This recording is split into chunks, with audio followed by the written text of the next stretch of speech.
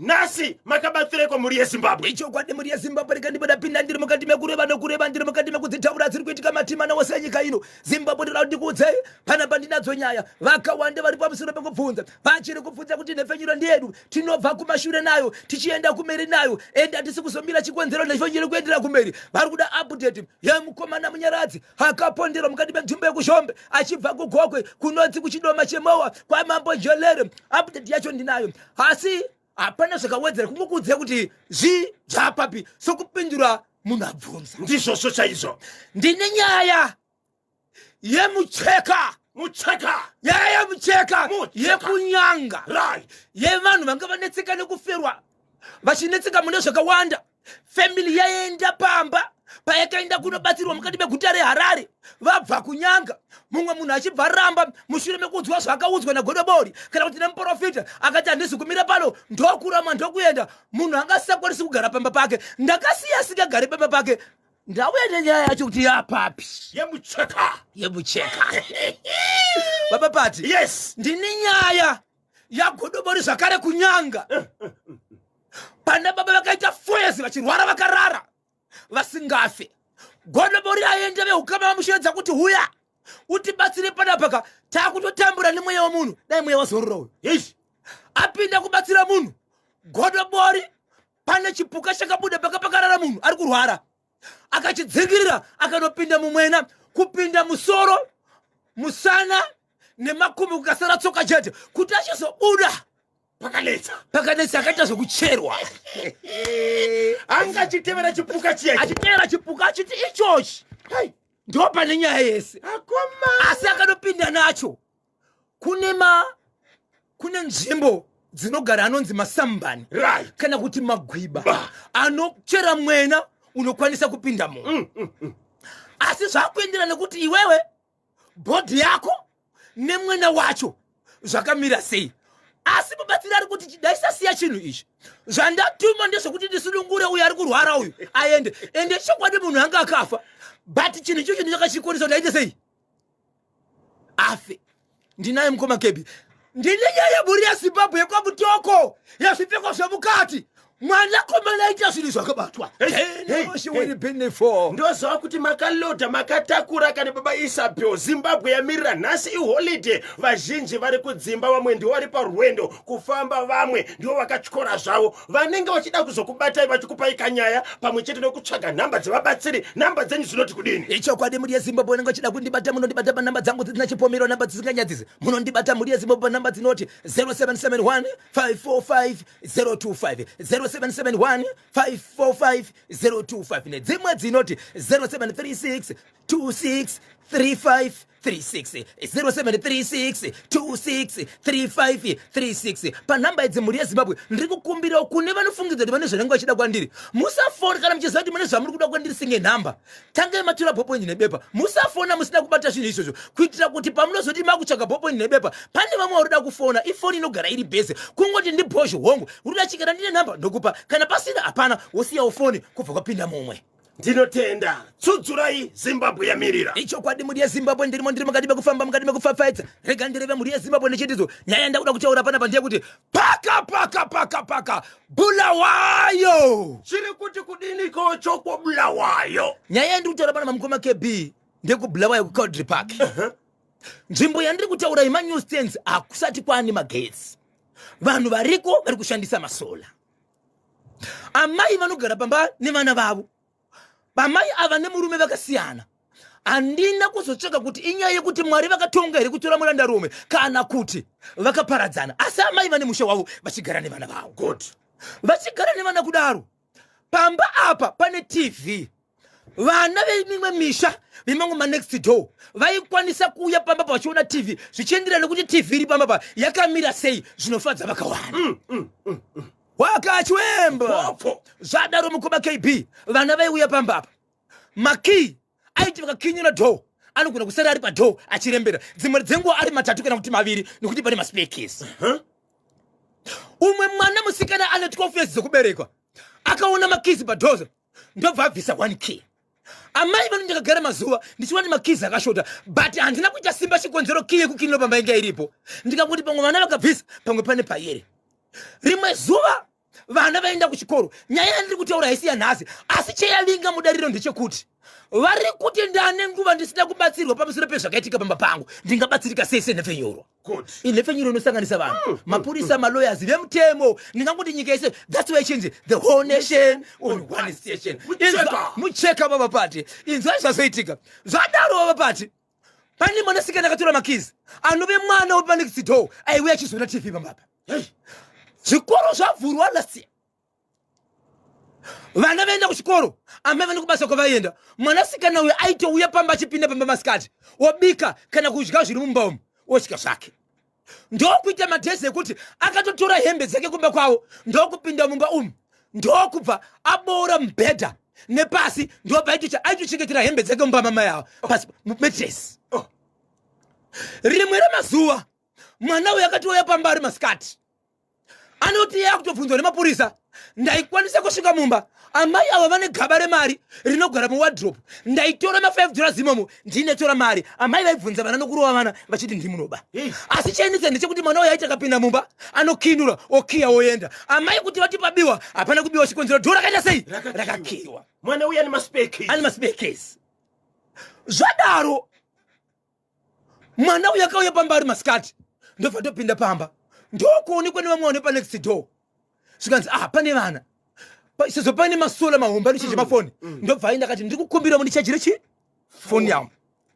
Pavakaona achikinura mumba achipinda achita zvaanoda vakatoziva kuti ndiwe pano kana kuti ndiwe ukama, nokuti vana vepano vaziva uyu wayasirwa makiyi kureva kuti ndiwe ukama. Papapati vepanext door vai vaona mwana uyu ndokuenda ndokupa mwana uyu foni. Zvikanzi tiri kukumbira kuti chajisire foni. Mwana achibva atora foni ndokutanga kuchajisa. Achichajisa foni kudaro ndobva azofunga kuti inini handisiwe pano but foni izvi yakanaka, ndaida. Anoti mwana akubvunza kumapurisa, ndakagara ndikati tu foni ndoda kuti ndiende nayo. Ndobva ndairwa zvachose. Uyezve musikana uya handifungidzo kuti anondiziva. Saka ndakuchipisa imba ndokutora mechisa. Anoti ndakatopinda kuenda kukitchen ndobva ndatora mechisa. Ndobva ndaisa mechisa moto wakatotanga kutopfuta ndiri mumba. Ndobva ndanyatsoona kuti iko zvinozvo moto wakuita sei wakupfuta. Ndobva ndabuda ndobva ndaisa key chifenda rwa bhazi. Mabakidzani vakatozoona hutsi papaya kuti imba iyi ndokubva vamhanya pamba nokuti mai nengi muri kupi. Vanhu pavakasvika vanambosvaka kuti mai muri kupi vakangoziva kuti hapana vanhu. Ndobva kupwanya mahwindo ndokupinda mumba ndokuzama kuburitsa dzimwe nokudzima moto, asi imba inozotsva yese. Asi zvimwe zvinhu zvakatsva ndobva vadzima moto. Vadzima moto kudaro imba iyi kuna mubhedha uya wakaiswa hembe mukati mumetresi nemwana uyu saidhi ruru harina kutsva.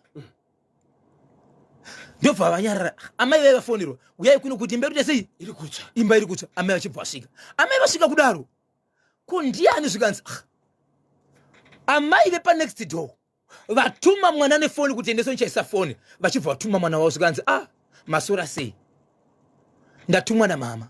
Kwanzi izvo kana kuri kuti foni yatsvira mumba sekutsva kwaita zvino no problem, musarwadzi musabhadhara henyu nokuti munogona kunge matotirwa zvimwe zvinhu zvakawanda. Zvikanzi foni yani foni yasvika sei pano. Zvikanzi handiri panga pane mwe mwana musikana here akaenzana nemwana wepamba pedu apa. Ndiye anga ari papi? Ndiye anga ari ipapo. Ndiye watapa foni kuti ashaise foni nokuti atopinda mumba akatoisa foni ndatomisiya ari mumba. Pamba pangu panapa vana vangu vari kuchikoro ini ndiye daunza foni. Amai vandokuzotora mwana uyoyo ndokuenda naye kumapurisa. Vaenda naye kumapurisa. Zvikanzi taura zvikanzi mwana uyu but nini ndomuziva mwana uyu apo. Azikanwa ndokuzotorwa nemapurisa.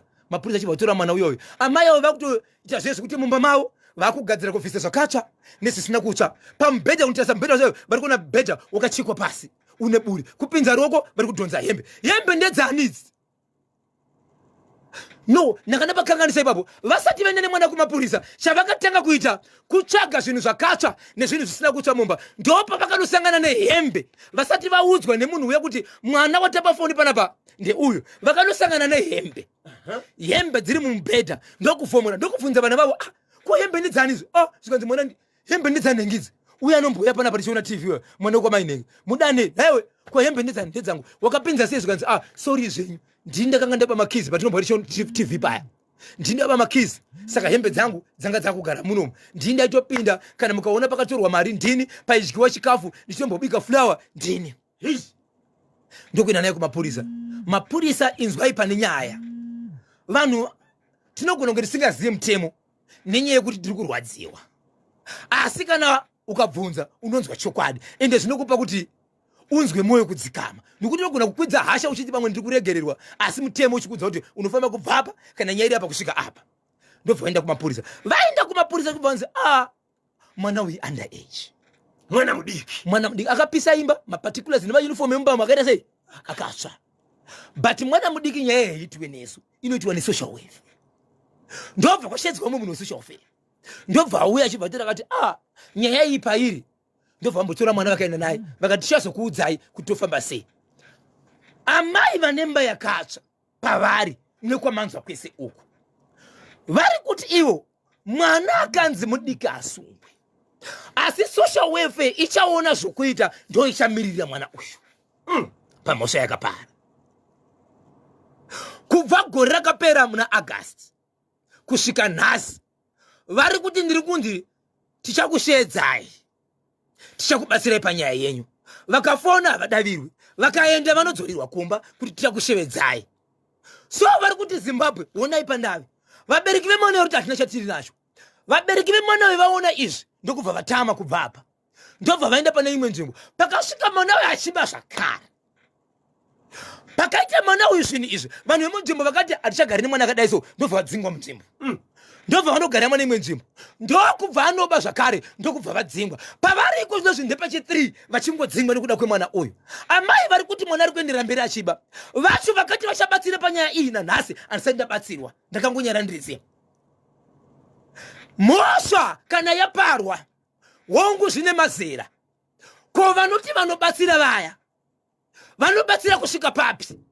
Vabereki vemwana uyu varipo, vakati vanobatsira varipo kubva gore rakapera nanhasi ndigere. Vana vangu vakatopera chikoro vari kudzimwa nekuti havana mabirth certificate. Inini pachangu handina basa randichapinda chikonzero, handina chitupa. Hembe nemauniform zvakadzingwa zvakatsva, vana vangu vari kudzingwa kuchikoro. Pekutangira ini handichisina. Panyaya iyi vanoziva mutemo. Mwana akapisa zvinhu zvangu 13 years, akaenda kusocial welfare, ndo vakati vakuendera mberi nenyaya iyi. Ndiudzei zvokuita nekuti hapana chandiri kubatsirwa. ndoita sei? Amai vane property yakapiswa ndo vaunza nyaya National FM, ndo kwatakatirikako ku trade fair.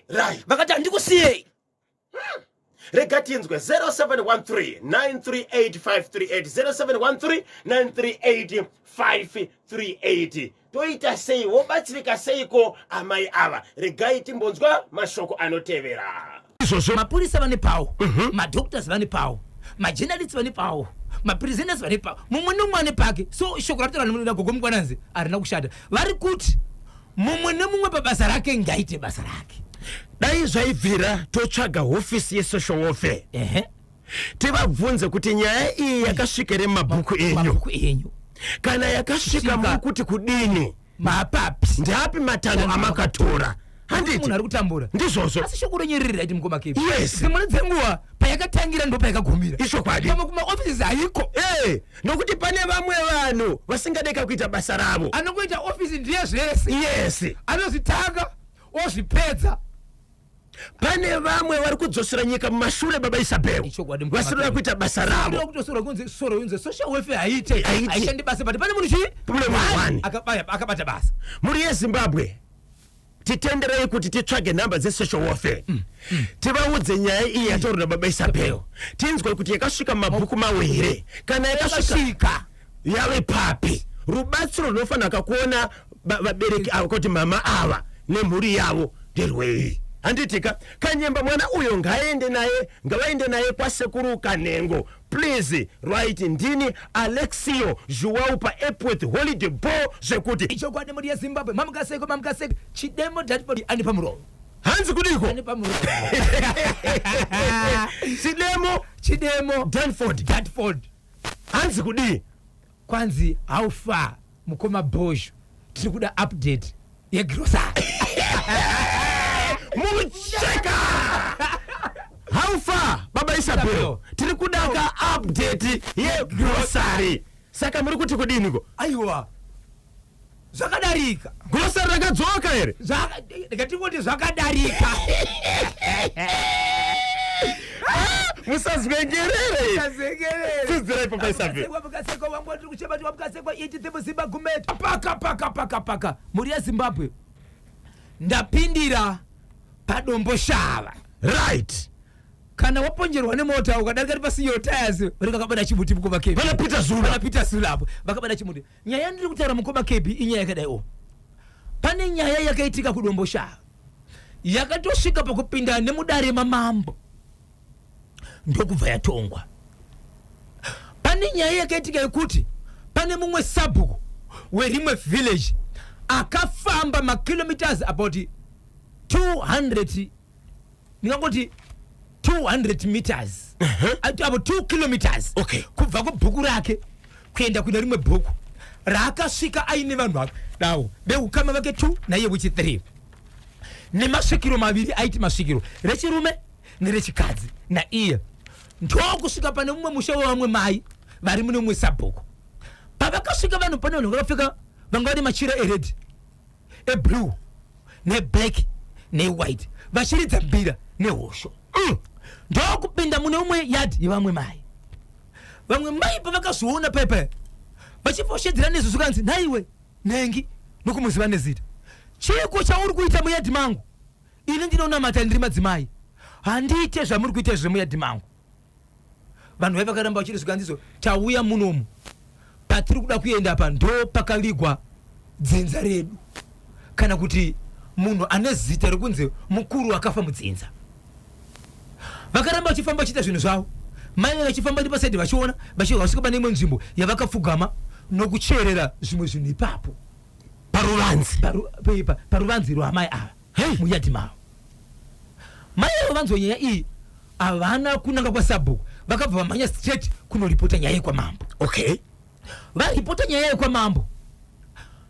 Mambo akazodana mambo wandiri kutaura ndiye mambo mumwe chete akatonga nyaya iya yemudzimu wakabuda ukafonera munhu kuti homwe yandigere ndiyo ine chokuita zvakare nekufa kumwana wei. Mambo wemumwe chete ndiye akanoripoterwa. Muvillage mune munhu akauya achichererwa zvinhu payadhi pake ndo mune mukadzi uya wandaiti chihera akamira achitaura mashoko achiti mambo mirai ndigokuudzai kuti ndine mavhidhiyo nemaaudios emuvillage mangu mekutongwa kwenyaya izvi yemwana iyai.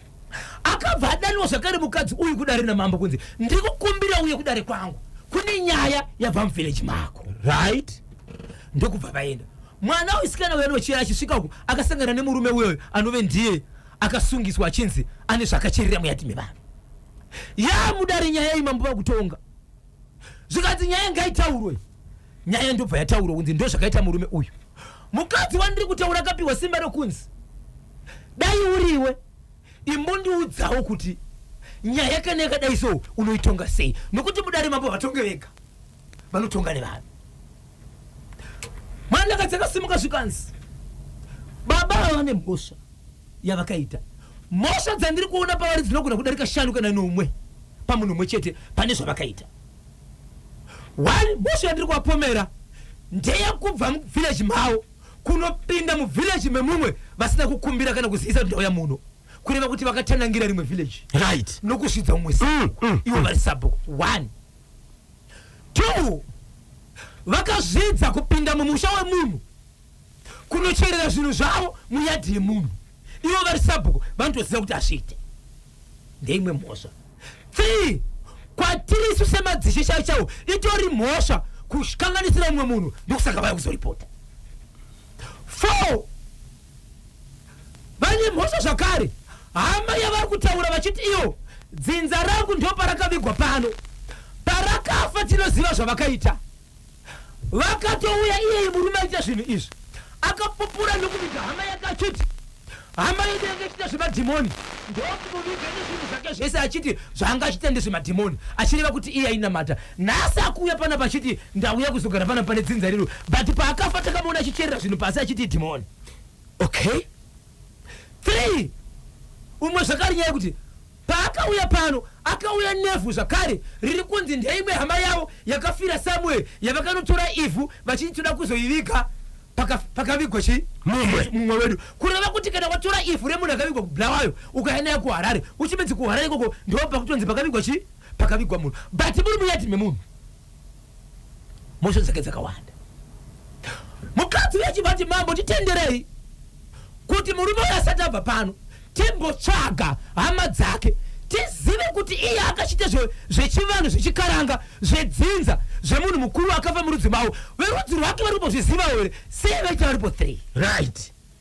Iyo nyadhi yakasvikwa nevanhu ava vachichera vachiti ndipo pane wedzinza akavigwa pano ndipo here pakavigwa hama iye akavigwa nezvinhu zvayo. Ndichibvunza muwe vatonga noti kwete vakarasika pasi ripo zvakare apasiri kanzi kunyangwe paivepo mazuva ano anopiwa mastands anomuka achipiwa stand nemutemo kana nekanzi kuti wave apa iwe kana uchiziva ndi unoti pamapiwa apa but pane chivanhu chino chakadaiso munotitenderawo kuita izvo ivo havana kuita izvozvo. Okay.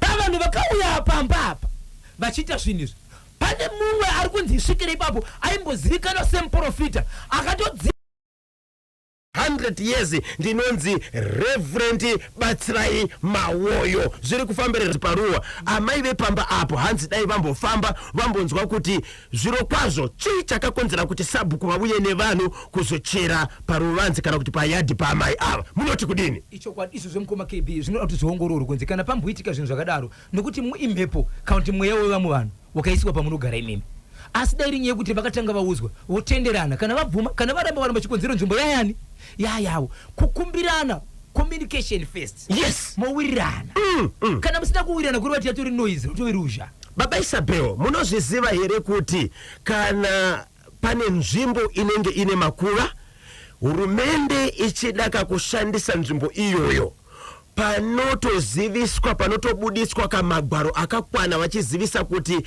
parikuda kuitwa zvakati ende hama neshamwari dzoziviswa posvikwa poitwa zvese zvinofanira kuitwa kuitira kuti nzvimbo iyoyo icheneswe vanotokumbira kuti vatopiwa mvumo kutoremekedza chivanhu. Saka Sabhuku avo shuwa papara kuchoka kwaanenge achoka kubwera panyumba yamuntu kusachera hakana ndimi Baba Isabel mukoma kanyemba Sabhuku wekudombosha uyu anoda shamu ine munyu chaiyo shuwa kucherera bute pamusha wemunhu zvakaoma ichapfo kuna same order na mai mashingo na boss JB boys rederere hanzi pama new line kumuri ya Zimbabwe nyaya ndoda kutaura pano mukoma KB yakaitika mukati menzvimbo inoshevedzera kunzi nyanga paka nyanga mukati menzvimbo yenyanga mukoma KB mune chitiko changa chitika chimamwe pamba panga pachitika na vanhu varipo vanhu vaisa mumwe murume nemukadzi wake ana baba vake vakafa murume uyu aitika na dzimwe dzenguva akasvika panguva yekuda kufara nemudzimai wake pakati pake panopinda baba vake asi baba vake vakafa tomboti vari mumba vakarara vanogona kungopepuka vachirota mukadzi achirota kuti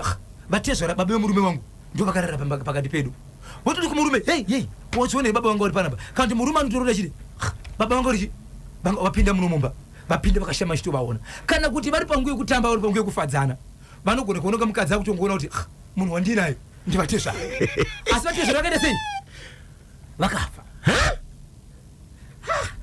chii chiri kuitika but pakutanga zvakatombotanga kuitika kuti baba ava vasati vafa tezvara vaiona munhu aipinda pakati pavo vaisaona face baba vazofa vanga vakutoona kuti ndivatezvara kana kuti ndibaba vangu asi munhu akaita sei akafa so ndokubva vatsvaga munhu zvakanzi tibatsireiwo zvinhu zviri kuitika pana pakaisuzuka zvakaoma ndo zviri kuitika patiri ndobva pauya munhu aibatsira akambobatsira achibva aenda pavakabva pakaita munhu anga ane 4 years achirwara mukoma KB zvokurwara zvokurara pasi zvokusamuka vanhu vaitombochema vachiti munhu afa kuperezeka kusvika pakuperezeka munhu iyeye after 4 years ndiye zvakare akazotumira nhume kumba kwevanhu ava achiti ndakaita basa randakaita pamba penyu but dzimwe dzenguva munofungidzira kuti basa harina kuitika asi pane zvandakuona zviri kuitika pamba penyu zvichiri pamuchiti nenyaya izvi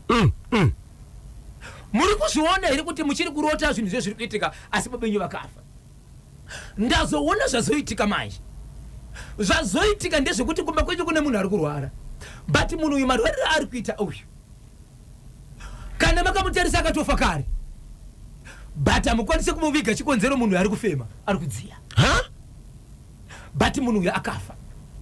Chiri kumukonesa kufa ndechekuti munhu uyu ndiye akauraya baba venyu. Baba venyu ndivo vanga achishanda navo achitovashandisa, but kushandisa kwavanovaita izvezvi akavabvisa mumba ndokuvaisa musango. But izvezvi munhu uyu mumba maari kurara, mumba maari kugara, ndoda kuti muudze family yenyu yese mugare pasi muti sezvematambura nemunhu uyu egai titsvage mubatsiri, nokuti munhu uyu ari kurarama nechipuka chiri pedyo naye. Chipuka ichocho ndo chinoziva nzvimbo iri kugara baba venyu, nokuti ndo kushanda kwavanoita nechinhu chichona. Pari kurwara baba chinenge chiri pasaidi, ndo chinotofema navo pamwe chete, but baba vakatofa.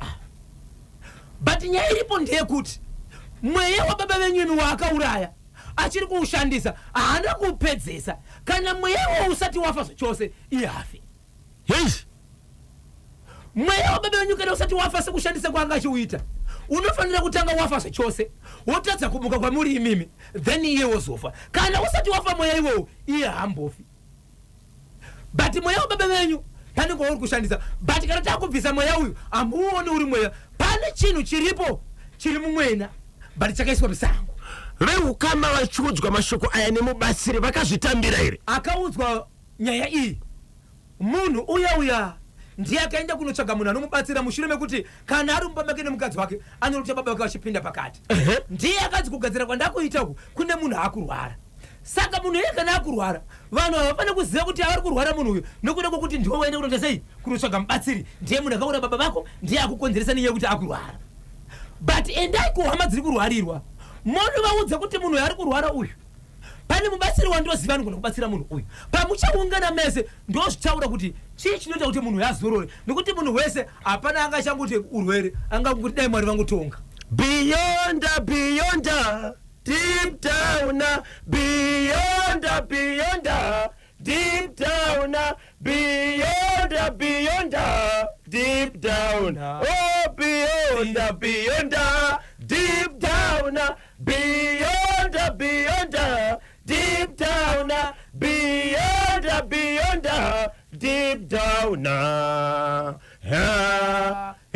anyway, varuya vanapiro mumba iwe 6 minutes past 11 ndopafika nthawe pali manje pa ZBC National FM Radio. Zviri kunzi nevasawira vedu veDesmond Fresh Products tinodzidzisaka munhu wese pasina ari kuona kavatezvara vakafa kudhara vachiuya pavanenge kavachisasana pavanenge vachifara vanhu ava achibva audzwa nemubatsiri kuti pane zviri kuitika, pane kushandiswa kuri kuitwa ka mweya wababa achibva ati kudini, achibva atizwa ita kuti iwewe tikwanise kuenda kune hama dzakurwarirwa, kune munhu ari kurwara we family kana kuti imba iri kurwarirwa iyi, kuti tisvike ikoko, nekuti kurwara kwavari kuita pandakauya kuzoshandira iwewe ndo zvakonzeresa kuti munhu arware uyu.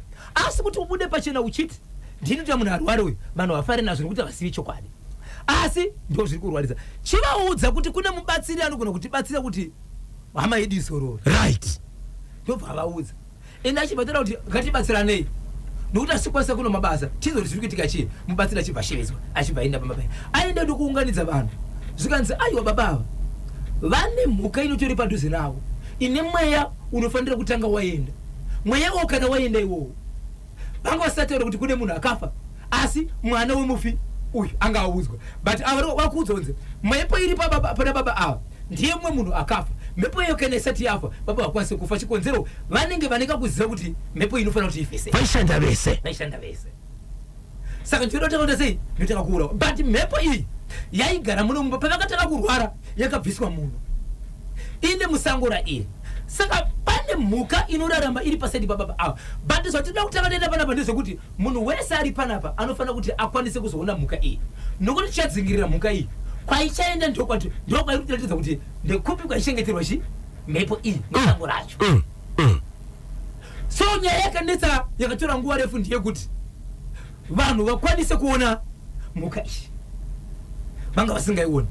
Zuva rechi3 ndo vakabvunzwa vanhu vachinzi ndikaita zvakati muri kuona here ndikaita zvakati muri kuona zvikanzi maane kodzero tiri kuda kuti musandure chi babava handiti kana vakarera nesaiti vanoita zvekusandurwa vakabvanzi kubva zuva iroro musavasandura zuva ratinovasandura ndo ratida kuona mhuka ipa inobuda chikonzero ndo painenge vari pavakasandura mukoma geberi ndokubuda kamhuka kakabuda kai kanokanda minzwa kanonzi kanungu kaikai zvikanzi imi musasvika padhuzi but ngatibatsiranei kutevera vanhu ava vanogara senge mudhuze munenge mune makomo nedzimwe nzvimbo dzine minde padhuze ndokubuda kana kaisamhanya zvinoshamisira aiwa kaitomhanya speed yekuti kana vanhu muchitevera munotevera zvakanaka ndokutanga kutevera vasvika mukati mamwe panga pane mwena yakawanda inoitwa nemasambani iyai ndopanga tori padhuze kuti asi munhu adada sei adokabata so kakasvika kachipinda mumwena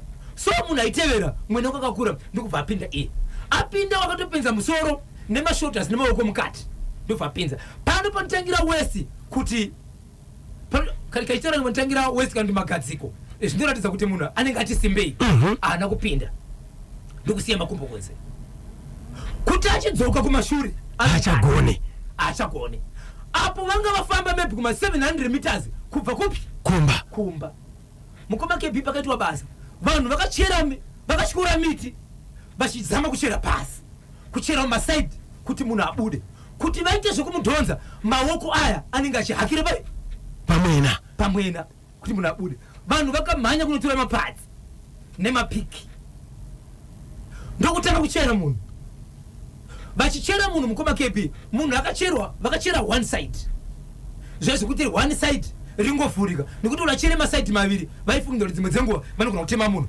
ndokutanga kuchera one side vachibvira nekure vachichera pasaidi kwete kumusoro kusvika vakushandisa vasvika padhuze vasashandisa badza vakushandisa kana mupinyi waro kuseri kwaro kuita zvokufonda kudai sekuti vasvike pane munhu ndobva vabudisa munhu akabuda akaneta but pavakamudhonza munhu akabuda akabata hari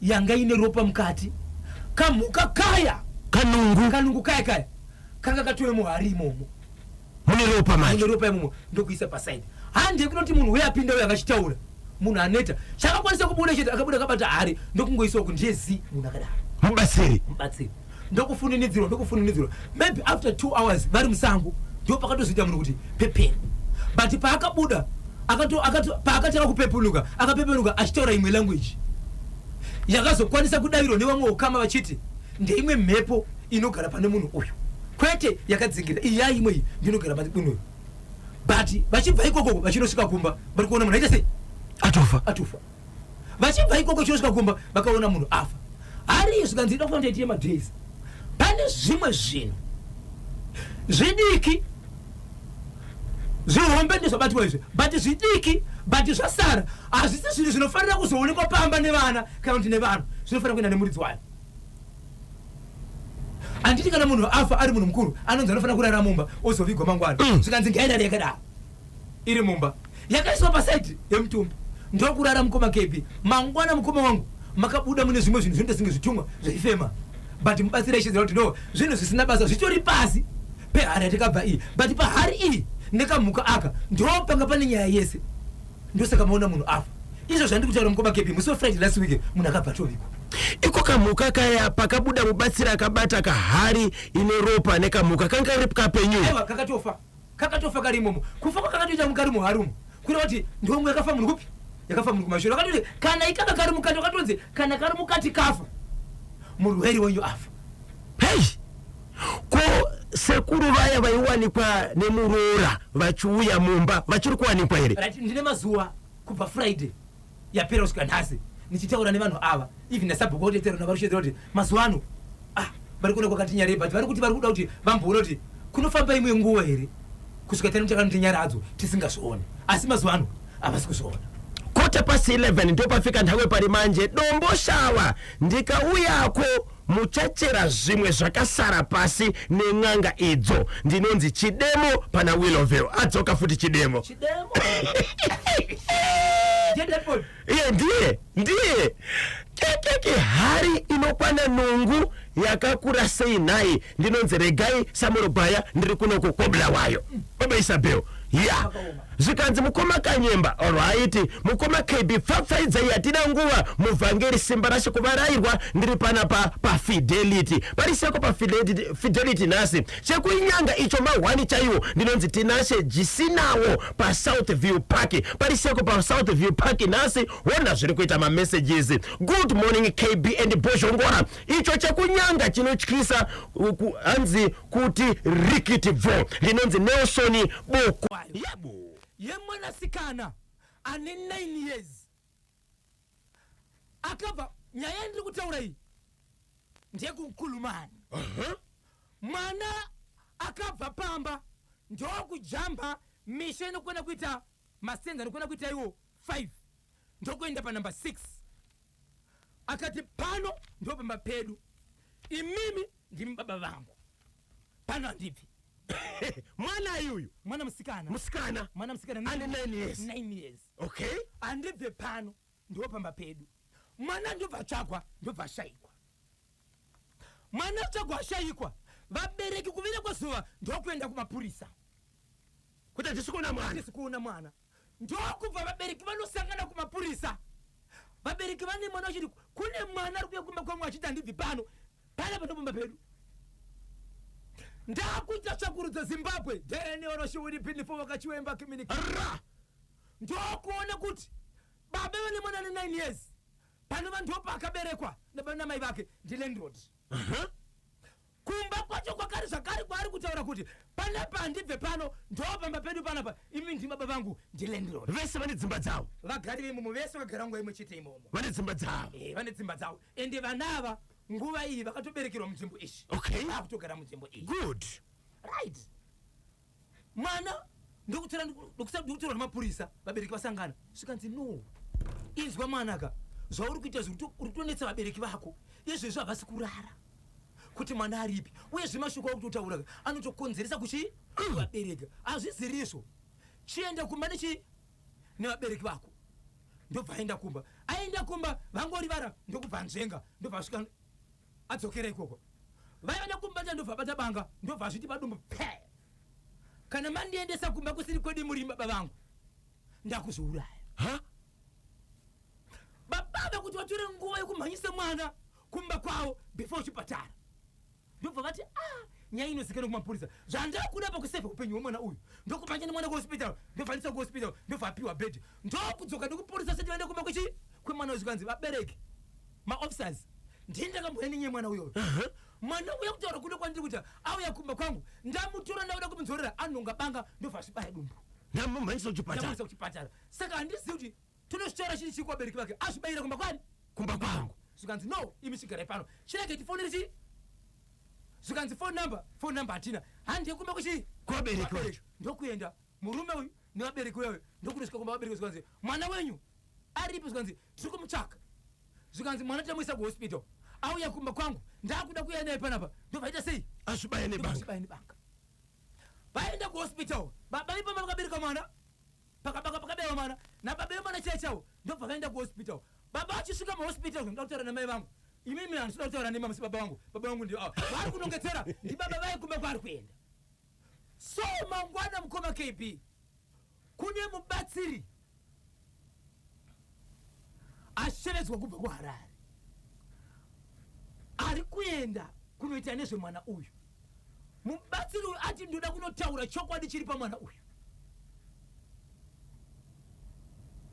tichibva ikoko toenda kumaDNA asi ndoda kutanga netaura chokwadi chiri pamwana uyu asi ndichagarisa vabereki vapasi ndovati pupurai chii chakaitika after kupupura vachapupura chokwadi vachapupura manyepo ndichasadzisa tichibva ipapo tiri kuenda kumaDNA test pasina izvozvo mwana uyu ari kufa izvozvi kutaura kuno kunyoro uno mwana ari muchipatara banga kana kuti ronda riri paari rakadzika sei akazvibaya kusvika mukati ari kutonzi anofanira kuti atoenda kumaspecialist madoctors anoona mukati umo kuti chii chakaitika hazvina kukanganisere akazvibaya akatokanganisika amai vemwanasikana uyu wemwana uyu kwaanga achigara kwaakaberekerwa achizobva pakati inini ndinoda kutaura naamai vangu, imimi baba hamusi baba vangu. Amai vacho vakati kudini? Amai inzwe mkoma KB. Ndakatamukana kutaura namai avo. Amai vanoti Bhosho, baba vari kunzi nemwana ndo baba vangu. Upenyu hwangu kana ndatombosangana nawo, maybe zokusangana kuti makadi sevanhu ndo zvandoziva paya. Handina nguva yatofunga kuti muupenyu ndakatomira kutaurawo mashoko nawo, asi pamukusangana sevanhu vari kugara mulokesheni imwe chete. Ende dzimba dzedu hadzisi kure stereka, but munozviziva kuti kana muri mudhorobha unogona kutogara nemunhu ari panext pako usingatomuzivi kuti akamira sei. Ndizvozvo Saka zviri kutaurwa nemwana, ndiri kutodawo vanogona kubatsira, vanoona zvakavanzika vatibatsire. But baba chaivo vakakura vachichengeta mwana uyu, kana muchitaura nawo mukoma KB, vakatopera power, havasi kugona kutaura. haungatadzi kupera pawo baba Isabel kuti mwana ane 9 years handiti anobva pamba achiti panapa hapasi pamba pedu, ndiri kuenda kumba kwa baba vangu. Mwana uyu akaudzwa nani mashoko ari kutaura aya? Ende ari kuita simba, ari kuita chivindi, ukamushunya anorwadziwa, but nguva yaanobata banga achizvicheka achiti kana marambo ndigare pano pamba pedu panapa. Ende kana achitaura anoita senge munhu akasvikirwa, ende anenge ane simba rakawanda, ane power. Panapa ndipo pamba pedu. Kana marambo ndibve panapa beta ndife nekuti handine nzvimbo ndinogona kunogara yandinogona kunogara isiri pano. Mamuka seko mukoma Aleki Chabaya Nzara vari pa GMB Centenary hanzi takachibata chimuti. Good morning KB and Bhosho Ngora, ndiripo pa Huchest Radio aiwakani National FM Huchi, ndinonzi Blessed kurwa kumire weChelsea, kuguruwe kukachuta panonzi pa Magama Village. Tinotenda kuri seko kuguruwe kukachuta nasi Zimbabwe. Muri kuti kudiniko neicho chekublawayo, right? Inkulumani kai, right? Munokuti kudini ko nai Zimbabwe, right? Chepadomboshava chandipedza strong icho baba namai Terezina padomboshava pamungate, alright, okay. Regati enzo koblawayo mukoma kanyemba na Bhosho, mukoma kanyemba na Bhosho. Vanhu vekudomboshava vari kungoda mucheka vese zvavo. Inyaya dzakawanda dzinopfapfaidzwa na Bhosho dzeikoko tichinyarara hedu. Ndinonzi Pritchard Chapauka, ndiri kunoko ku Headlands. Kuri seko ku Headlands nasi. Good morning Councillor Filimoni Saidi representing Ward 19 kwa Zvimba. Mwana agarwa nemhepo yemumusha make chaimo uye ave kudiwa kudzinza kwake, but amai vemwana vakuda kunyepera kudzungaira ivo vachiziva chokwadi kuti baba vemwana ndevapi. Ndinonzi Daddy Joe, goalkeeper weNational FM Radio. Batwa panapa na Fred mafredo madiko famba, right? Zvikanzizo asi vanhu vekugoko vakatambira kudomboshava. Unu wevanhu vekugokwe wakubuda kupi? Kudomboshava. Blue way zvekare kana kwari kuenda kune vana vangani.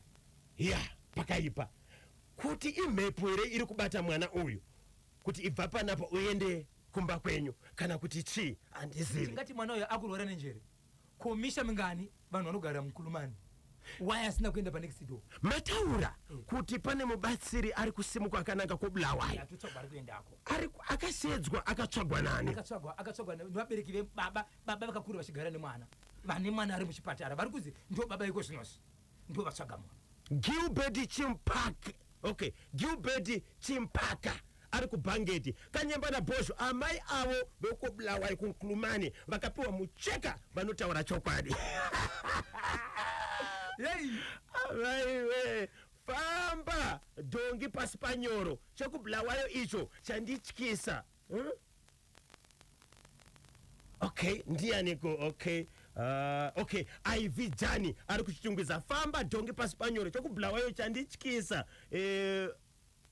Butsiri okay, alright. Message yacho asinyatsi kuverengeka zvakanaka. Shoni Thiago Panyatsime, mai vemwana uyo ngavataura chokwadi nokuti mudzimu yemwana uyo iri kuramba kuti agare kumba kusiri kwake. Amen. Muri yeZimbabwe 10 minutes to 12 ndo pafika nthawe pali manje pali zvino titenderei katimbopinda mukomatosi. Reki Femi Ministries ichitungamirwa na Pastor H Muchefa. Avo vapindira mu studio vanga vari koblawayo. Timbonzwa kuti kwanga kuri seko kunketa 8. Chirongwa chinotevera munochiunzirwa neReki Femi Ministries inowanikwa pa 745 Hobbs Road, Waterfalls, muno muguta reHarare. To register for one-on-one prayer line kana online deliverance deliverance fona pa 0772 526 189 kana kushandisa 0774 985 654. Rec Family Ministries, the home of deliverance and the arena of testimonies. Ndine huroi wandakapuwa na mbuya vana vangu vese nevazukuru vangu vese ndakavatowapinza muroyo kadaro but vauya taramata navo aiwazve vakange vari komusesani ndakavaona mbuya ivavo vakatyo zvakanaka naMwari. So unonyasa kuona kuti kune matambudziko ari kusangana nevanhu ezvimwe zvinhu zvavakaberekeswa nezvimwe zvinhu zvavakapuwa nezvimwe zvinhu zvavakashereketerwa zvimwe zvacho vasingatodi zvava kuvakutambudza pakurarama kwatiri kuita iye zvino. Right. Ngatitarisei kuti vanhu vakadaro vanosvika vachiti kumba hakusi kugarika, kune matambudziko, pane vanhu vandakajoinisa zvinhu zvakashata, ndiri kudaka kuti mundibetsere, munoita sei Pasa Muchefa? Ndosaka tiripo Mr. KB atikazvitaura tikazvipedza zvakawanda. Kana wauya kuchechi awatinge chiti munhu auya akonfesa apupura ngachibetsereka atange kurarama upenyu hwakanaka. So tinongotenda zvikuru kuti kana wauya aumara nokutungamira zvinoita zvakanaka. Ndoziva kuti izvozvi nhasi iholiday workers day, pane vari kumba, pane vari mumuchovha, vatori nematambudziko, vari kutsvaga kuti vangaende kupi kunobatsirwa, vari kunzwa Pasa Muchefa vari kutaura paNational FM radio.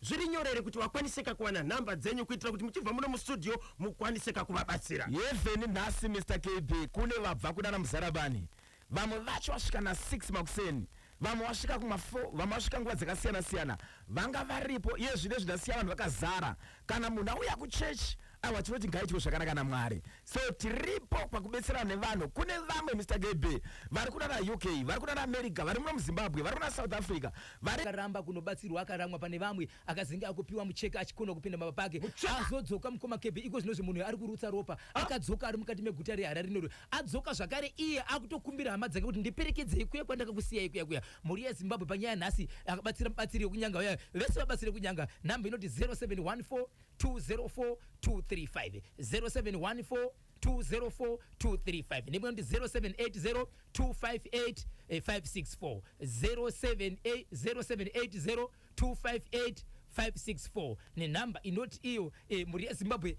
Regani kuti idzo dzinofunga kuti ndidzo nhamba dzacho imwe yacho anisokwanisa kunyatsoinzwisa kuti yakamira sei, asi vanozoda kubata ini muri yeZimbabwe vanondibata panhamba yangu inoti 0771 545 025 0771 545 025 neimwe inoti 0736 26 35 36 0736 26 35 36.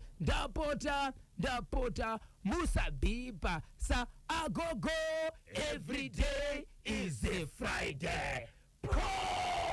Rikiti vo Comrade Mupezeni Goromonzi DCC Security vakachibata chimuti kuti Evelyn Sakirai zviri kufamberesa wira ikoko. Yes, Workers Day izuva rakadzikwa kurangarira pamwechete nekupemberera mabasa anobatwa nevashandi pasi rese, pamwechete kana kuona kuti kodzero dzavo dzaremekedzwa uye dzazadzikiswa. Zvakatanga musi wa 1